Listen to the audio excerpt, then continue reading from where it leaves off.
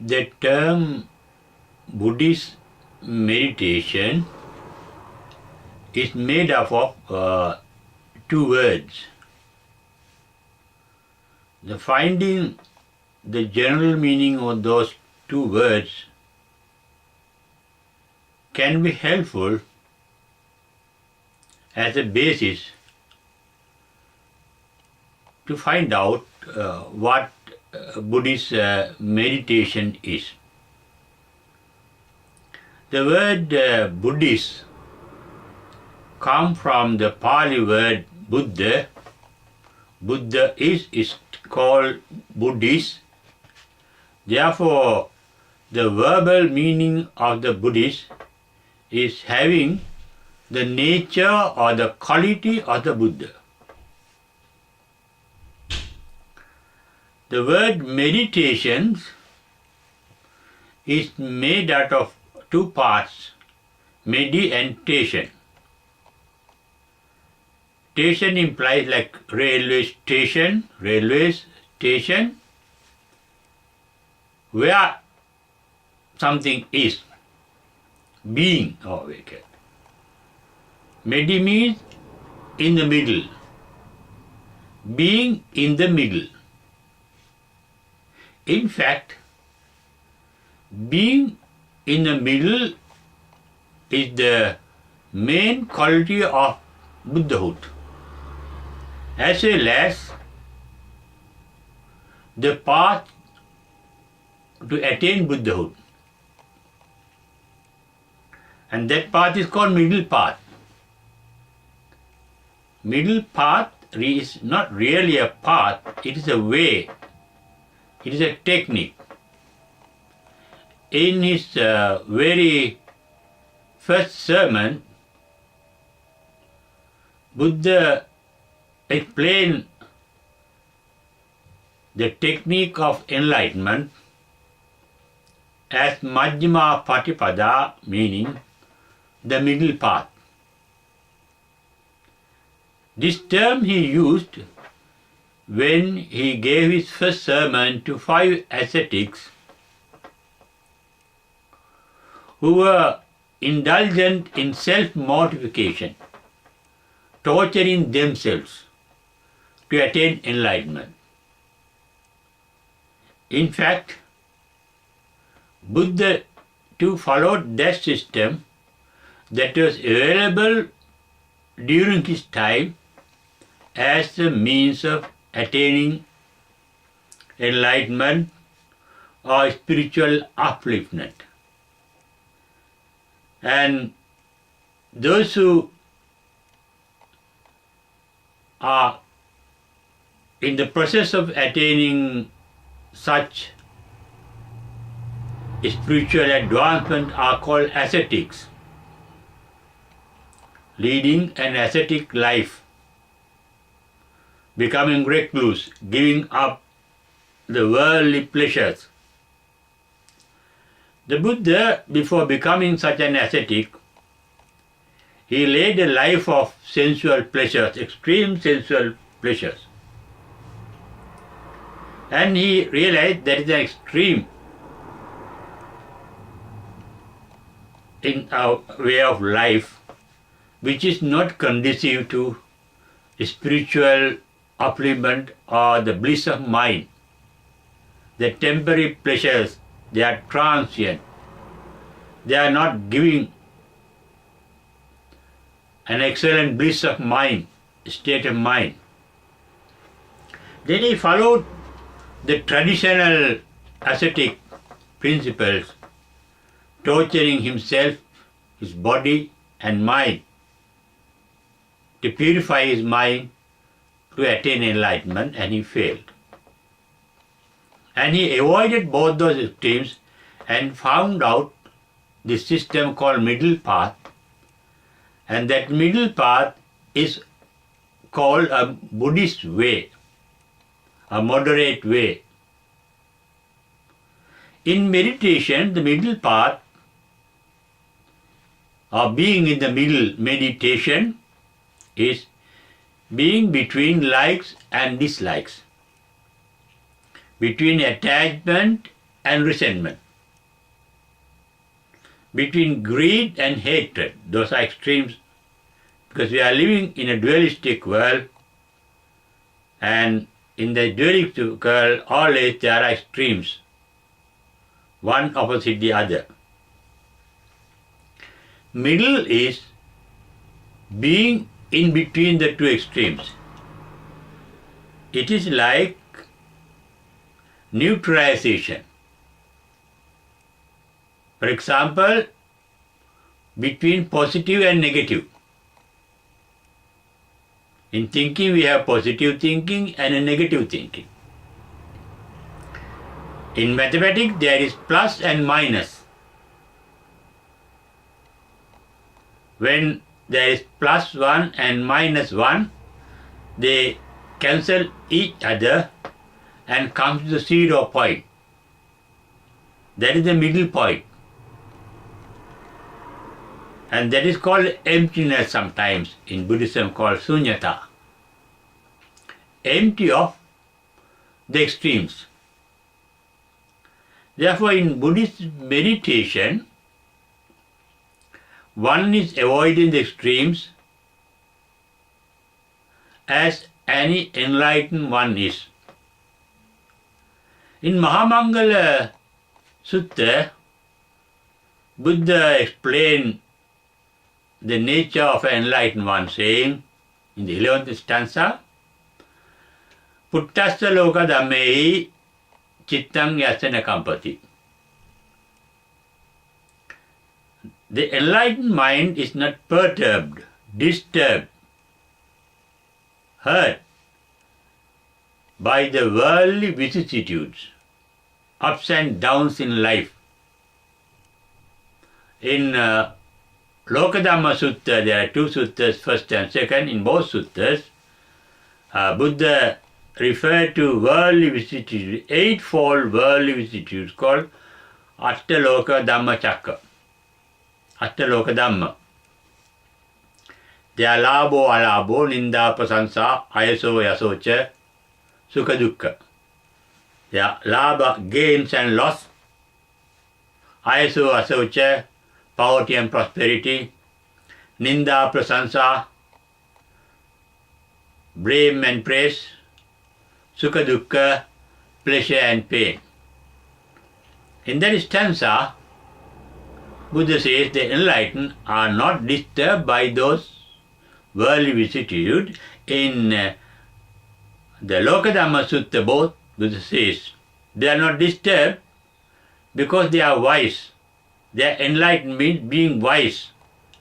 Through their insight of wisdom, they know whatever that crops up, get manifested, or whatever that is born, or whatever that is generated, or whatever that happens, that's a degeneration. Whatever that comes has to go. Whatever that is born has to die. Where there is a beginning, there is an end. Therefore, when there is pleasure, the pleasure too should end. Because nothing is permanent in this particular world in which we are living. The nature of the world in which we are living is referred to by Buddha as the triple nature of the nature. Anicca, dukkha, anatta. The nature of the nature is that it is dynamic, creative, active. Creativity, anicca means. The result of that creativity, the outcome of that creativity is a transformation. Here the Buddha referred to this creativity or dynamism as the universal energy that the scientists refer to. According to Buddha, the universal energy is not a thing, but a happening. What is that happening? The dynamism, creativity, being creative, being active. Because of that creativity, because of that activeness, because of that dynamism, the universal energy is always getting transformed. The transformation energy is referred to by the Buddha as dukkata. The dynamism of the universal energy is referred to by the Buddha as anityata, nanitya. The result of that transformation is referred to as anattata, means nothing can retain a permanent identity because everything is getting changed every moment. That changing nature is called by the Buddha as dukkata. And it is that change in nature that we experience as our suffering. When whatever pleasure that we enjoy is subject to generation and changes, and that gives us mental pain. The meditation the Buddha preached was to overcome mental pain, mental suffering caused by mental defilements. Mental defilements are based on our greed, hatred and ignorance. They are called akusala mula. And the very root cause of our unhappiness is referred to by the Buddha in his very first sermon called Dhammacakkappavattana as tanha, meaning thirst, the verbal meaning. It comes from the Sanskrit word trishna. Trishna is thirst. But here thirst, the tanha, Buddha used as the thirst for pleasure.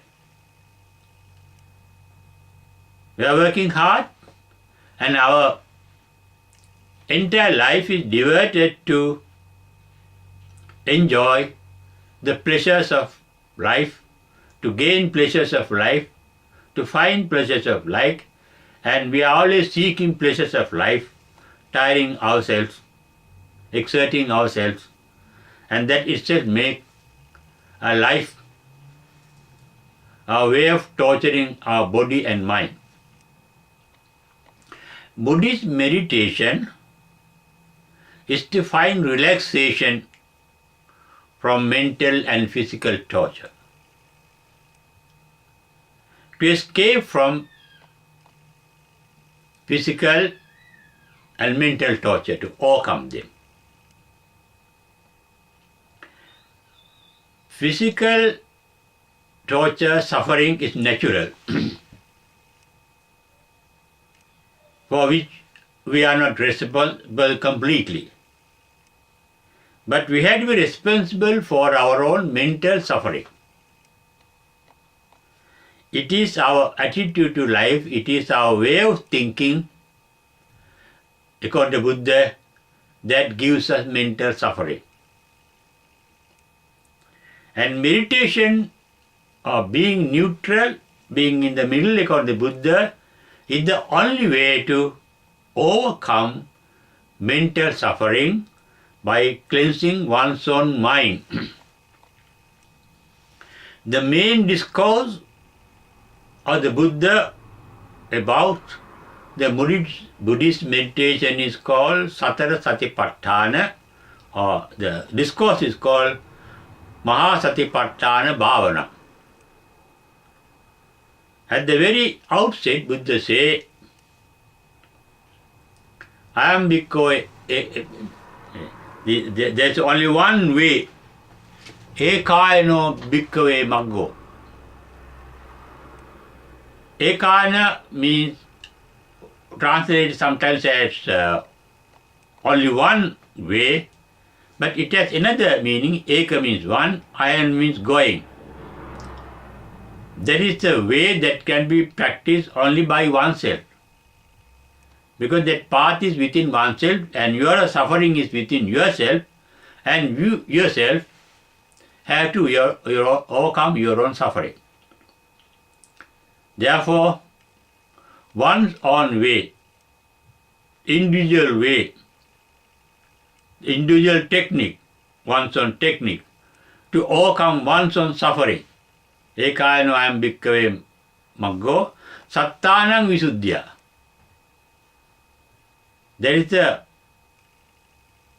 visuddhya means purification. Satta means attachment.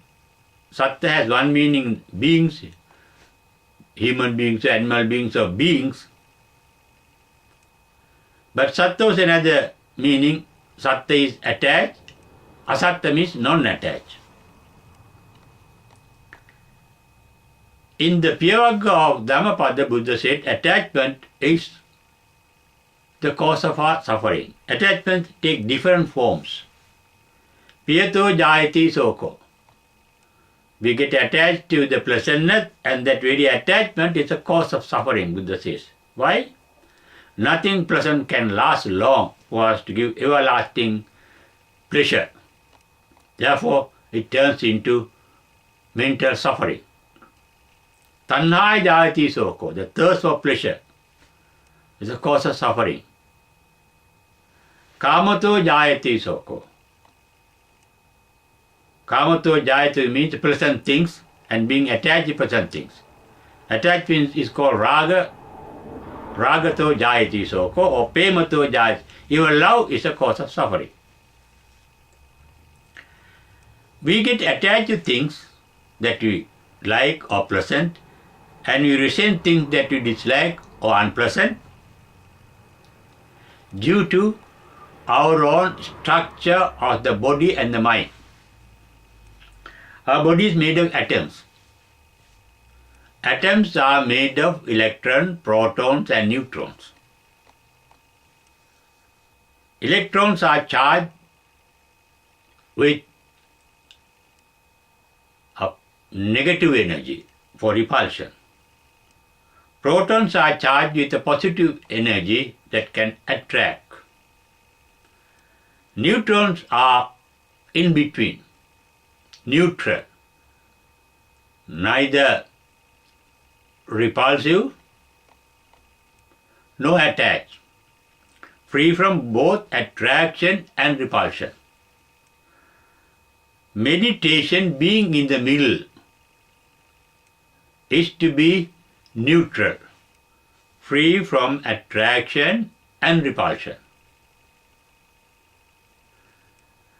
And the basic technique of Buddhist meditation to be in that position is mindfulness, awareness, being aware. Our mind has two functions. The mind can be aware of sensations. Sensations are natural. Being aware of sensation is also a natural. It happens automatically, naturally. Then the mind starts thinking of what it becomes aware of. Start thinking of its sensations. Thinking is deliberate. We think due to a cause and expecting a result. All our thoughts are directed at seeking pleasure. We want bliss, we want pleasure. We want more and more pleasure because we undergo pains and sufferings. If we try to meditate to get rid of suffering and to achieve bliss, then to get rid of suffering, we have a resentment, dislike. And if you are going to attain bliss, then we like it. We are attached to it. Then we don't know what the real bliss in life is. That is what the deity in Mahamangala Sutta asked Buddha. Not only human beings, all beings are in search of bliss, happiness, but we don't know what real happiness is, actual happiness is. Similarly, those who do meditate to achieve enlightenment, they don't know what real enlightenment is. To achieve nirvana, one may meditate, but until we attain nirvana, enlightenment, we don't know what nirvana is. Therefore, those who meditate with the idea of getting enlightened are meditating with attachment, resentment, and ignorance. Buddhist meditation is being free from attachment, resentment, and unawareness, the ignorance called unawareness. And that is the Buddha nature. Once you are enlightened, you are free from attachment, resentment, and insensitivity to unawareness or ignorance. The enlightened minds are called Vitaragi, Vitadosi, Vitamohi. Vitaragi means free from attachment. Vitadosi means free from resentment. Vitamohi means free from unawareness, free from unmindfulness. Being mindful is the basis of Buddhist meditation, and that is termed as sati. Sati means awareness. But awareness becomes Buddhist when it is accompanied by the Buddha nature, the Buddha quality called the Buddhist. Buddhist means being of Buddha nature. What is the Buddha nature that I explained to you? Free from attachment, resentment, and unawareness or insensitivity, being sensitive. Sensations are there, but such a mind is not getting attached to sensations that are pleasant, and nor that mind is resentful towards sensations that are unpleasant. And Buddhist meditation is being neutral, free from attachment, resentment, and unmindfulness or insensitivity. That sensation is natural, spontaneous, indeliberate. They happen normally. When we practice, it's not wrong to say practice. When we become really enlightened or become wise, that means when there is insight of wisdom. Wisdom is not knowledge. It is beyond knowledge. It is an instinctive ability to recognize what is good and what is bad, what is harmful and what is blissful. Through experience, one who is wise, one who has awakened wisdom, can realize through insight of wisdom, instinctive insight of wisdom, that we suffer due to attachment and resentment. When we realize that, we can enjoy things pleasant without being attached.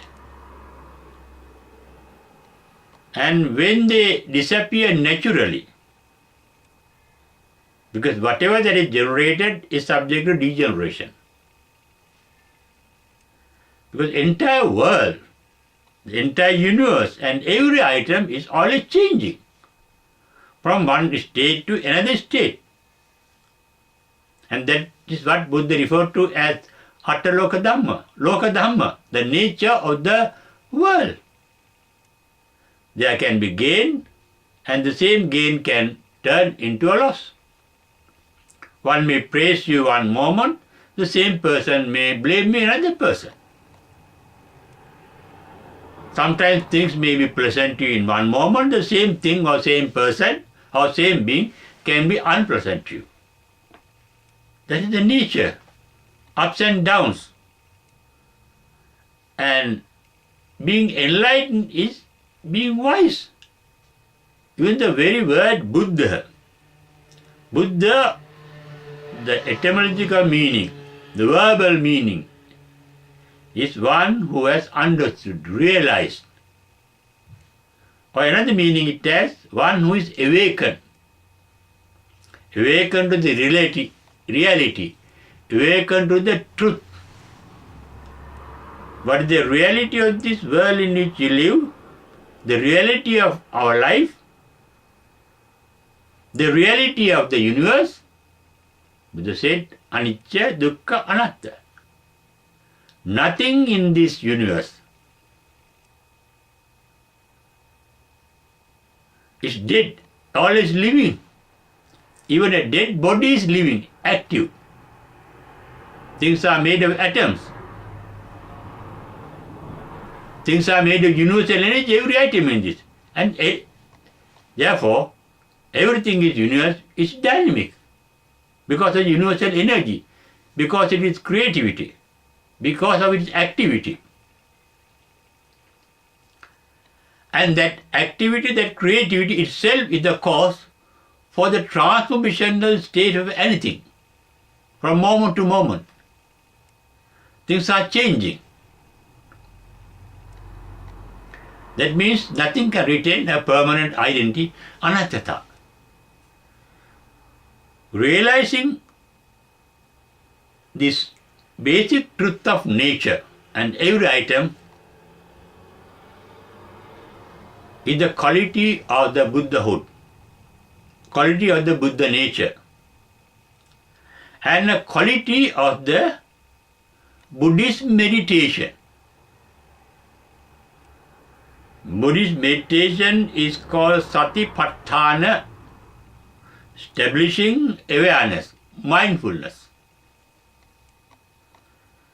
Being mindful becomes Buddhist, become enlightened, or become wise, or become associated with insight of wisdom or the instinctive wisdom, insight of instinctive wisdom, knows everything is changing. Therefore, there is no point in being attached to anything,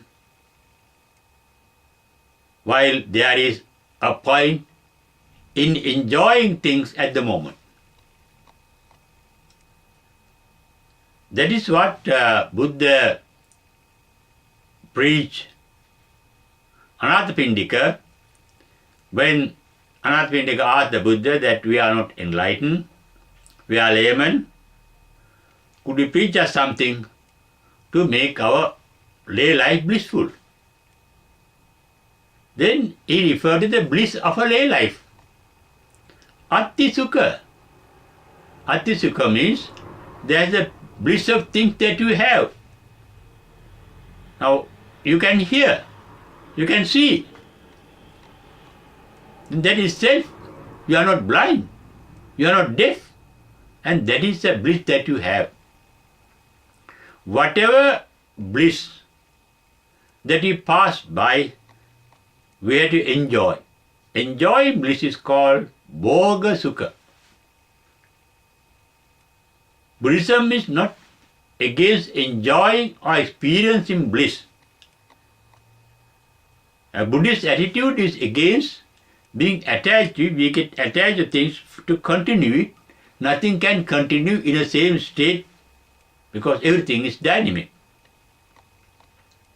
Even when unpleasant things comes, no point in resenting it mentally because they too disappear as they appear. They may appear automatically, they may disappear automatically. Things happen due to different causes and conditions. We are living in a conditional world, and most of the conditions are beyond our control. We are born in this world not under our control. We had to pass away from this world by death. That is not under our control. Our old age, we can't prevent. We decay. And we become sick. Even enlightened ones, even the Buddha became sick. Even the Buddha became old, very weak. Those are natural. Therefore, Buddhist meditation is being neutral, tranquil. Even before enlightenment, Buddha followed the traditional Indian meditation. That's called Samatha Bhavana, tranquility meditation.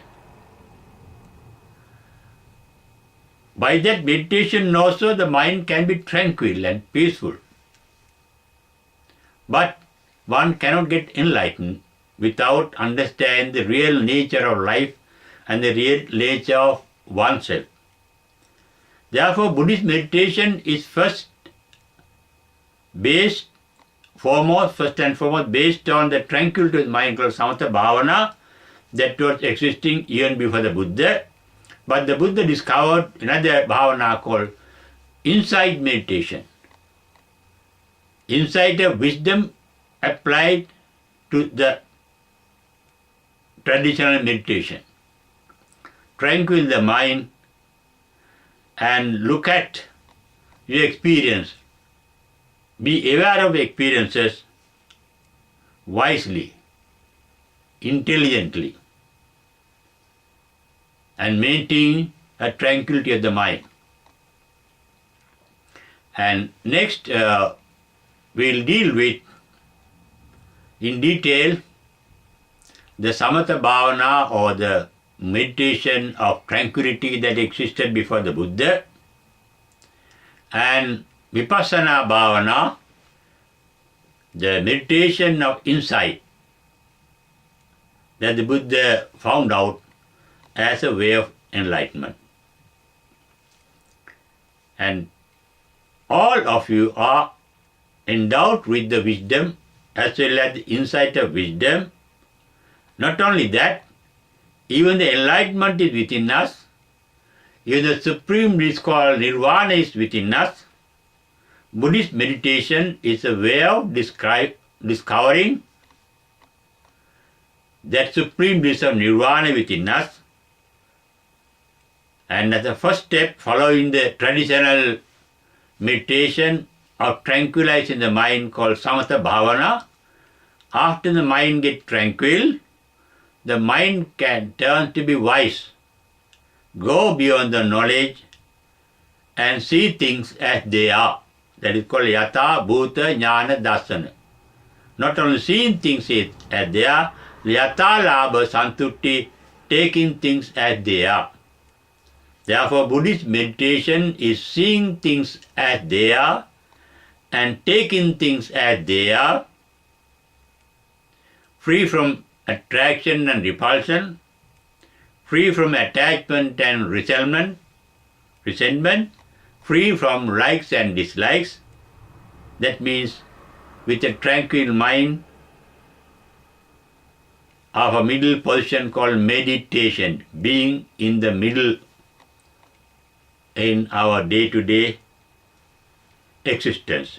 And that is the Buddhist meditation that we are going to inquire further into the nature of the Buddhist meditation found by the Buddha and the nature of the traditional meditation that existed before that and that which Buddha made use of in a wise way.